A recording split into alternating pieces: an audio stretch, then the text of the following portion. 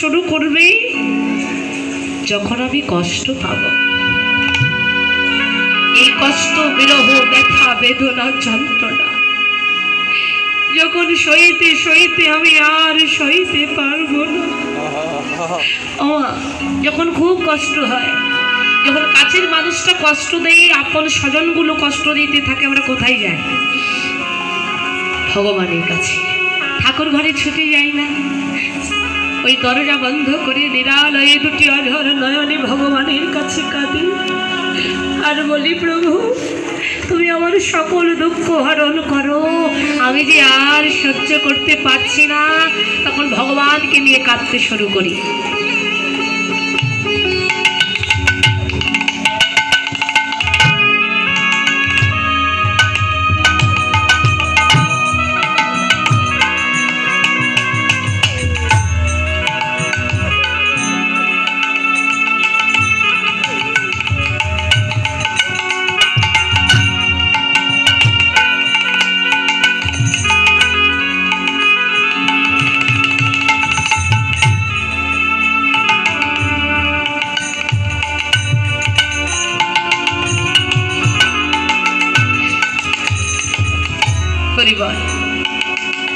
তখন আমরা ঠাকুর ঘরে গিয়ে ভগবানের কাছে সকল অভিযোগ জানাই, প্রভু আমার এই কষ্ট সেই কষ্ট তুমি হরণ করে না।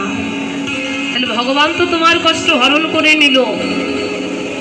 ভগবানের কাছে তুমি তোমার সকল ব্যথার কথা জানালে, সকল ব্যথা সে হরণ করলো, কিন্তু তুমি কি একবারও ভাবলে? মানুষ, তুমি কি একবারও ভেবে দেখেছ জগতের সকল মানুষ আমরা তার কাছে গিয়ে নিজের দুঃখের কথা বলি, নিজেদের দুঃখের সকল বোঝা তার মাথায় চাপিয়ে দিলাম। সবাই যদি তার কাছে দুঃখের বোঝাটা চাপিয়ে দেয়, আমরা তো চাপিয়ে দিয়ে হালকা হলাম, কিন্তু জগতে সে কার কাছে তার দুঃখের কথা বলে?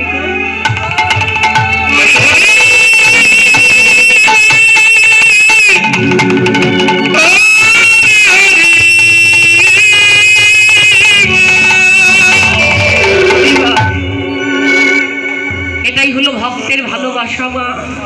তখন কুন্তী দেবী বলেছিলেন, কৃষ্ণ এই বাস্তবতাটা আমি নিজে শুনি নাই, নিজের চোখে দেখেছিলাম। কবে জানিস? যেদিন আমার পঞ্চ পাণ্ডব পাশা খেলা খেলতে গিয়ে রাজ্য হারা হয়ে গিয়েছিল, সেই দিন ওই 100 কৌরবরা আমার 5 পাণ্ডব, পঞ্চ পাণ্ডব 5টি পুত্রকে রাজ্য থেকে বের করে দিয়েছিল।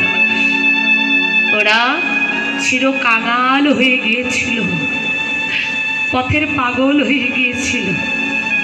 ওদের দুঃখটা আমি নিজের চোখে দেখেছিলাম। যারা রাজ্য হারা হয়, যারা আশ্রয় হারা হয়, তাদের দুঃখটা কেমন হয় ওই নিজের না ঘটলে কখনো বোঝা যায় না।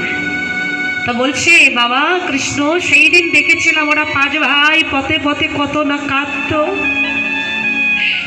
দুটি নয়নের জলে বুক ভাসিয়ে পথে পথে হা কৃষ্ণ প্রাণ কৃষ্ণ কৃপা করো বলে কাঁদত।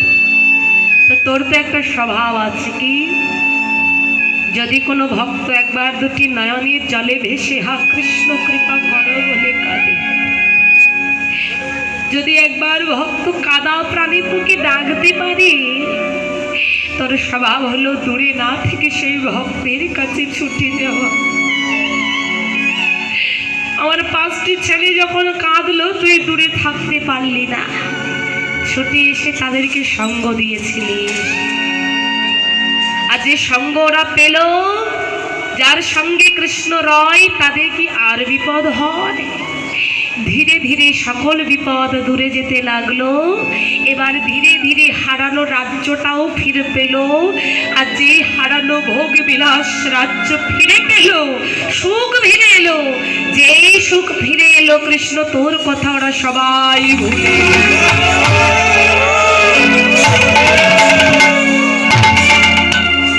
পঞ্চপাণ্ডব সুখ ফিরে পেয়ে তোকে ভুলে গেল।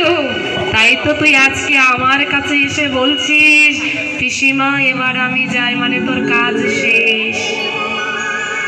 তা কৃষ্ণ, যে সুখ পেলে কৃষ্ণ তোকে হারাবো, ওই সুখের আমার কোনো প্রয়োজন নাই।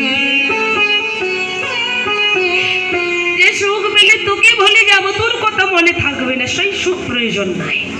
যত পারিস তুই আমায় কাঁদা, তুই আমায় কষ্ট দিবি, জ্বালা যন্ত্রণা বিরহ ব্যথা বেদনা দিয়ে ডুবিয়ে রাখবি।